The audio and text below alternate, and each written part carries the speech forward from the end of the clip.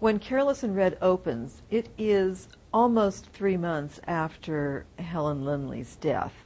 And what the book is looking at is the emergence of Lynley from this horrible circumstance of his wife's death, the tremendous amount of grief that he feels, and all of the other range of feelings that one would have when a spouse dies under such horrible circumstances, and especially when you are the person who has to pull the plug on them, which is what happened in an earlier book with No One as Witness.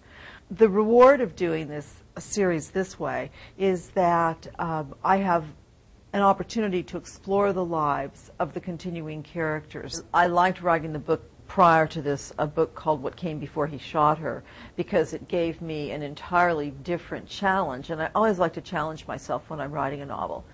But being away from my main characters for the period of time it took me to write that novel was put me in a position of really missing them. I think that Lynley and Havers make a great team because they are such polar opposites, and they were created to be that way too.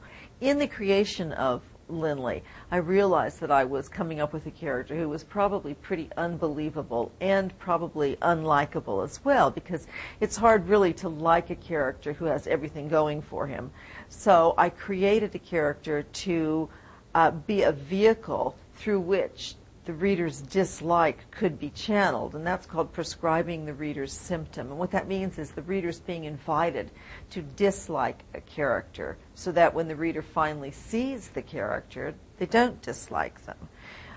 And so the vehicle was Barbara Havers, because Barbara Havers is a great deal of fun for me to write because she's so irreverent and she's such an edgy character, and edgy characters are always a lot more fun to write than are the more conventional straight characters.